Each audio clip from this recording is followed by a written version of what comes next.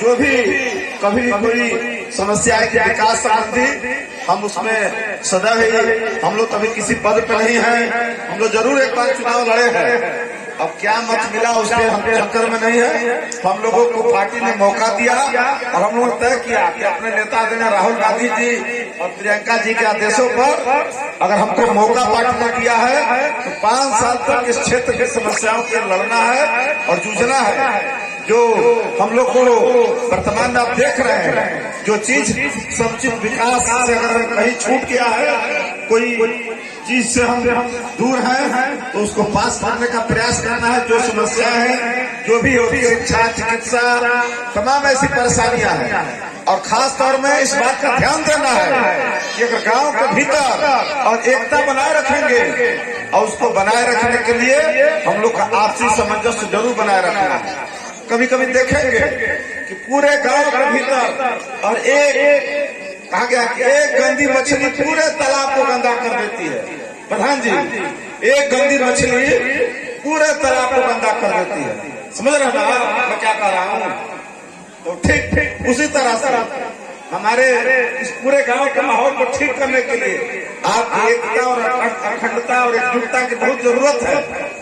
अगर आप एकजुट नहीं है तो फिर गांव का सर्वांगीण विकास में तमाम तरह की दिक्कतें आएंगी।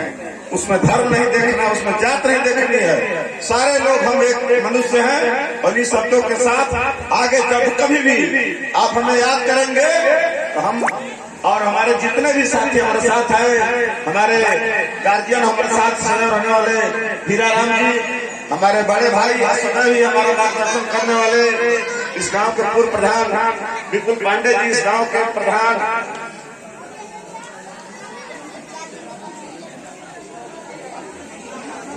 पांडे जी, तमाम हमारे नौजवान साथी मनीष जी हैं, प्रकाश पांडे जी हैं, तमाम हमारे भाई, एक एक आदमी को मैं जानता हूँ, गौरव जी हैं, चंदन जी हैं, तमाम साथी हमारे साथ, कुंवर सिंह कॉलेज के राजनीति भी हमारे साथ कदम से कदम मिलाकर चलने वाले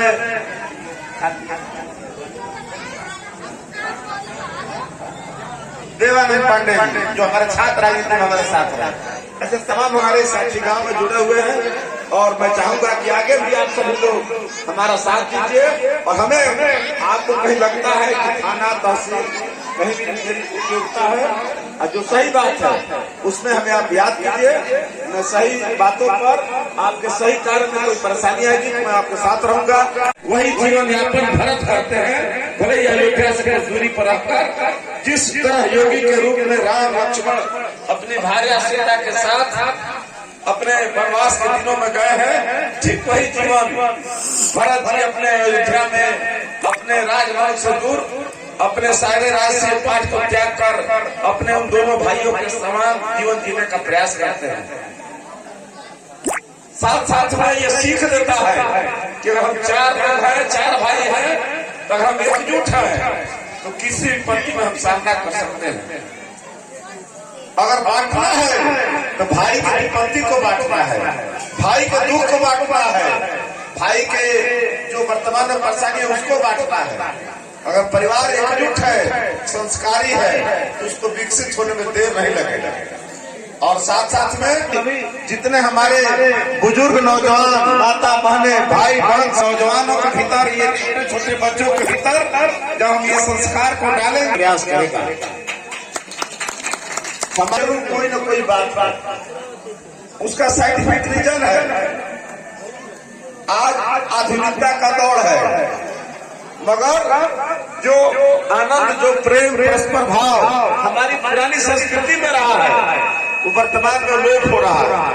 उसे बचाना है, उसे रोकने के लिए एक बहुत बड़ा माध्यम है रामलीला।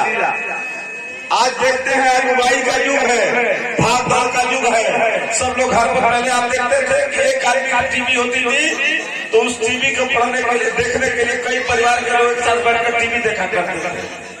पहले एक आदमी को पेपर आता था तो 10 उस गांव के 10 लोग बैठकर सुबह पेपर पढ़ते थे और अपनी बातें, खेती बाड़ी, अपनी समस्याओं का आपस में बैठकर चर्चा किया।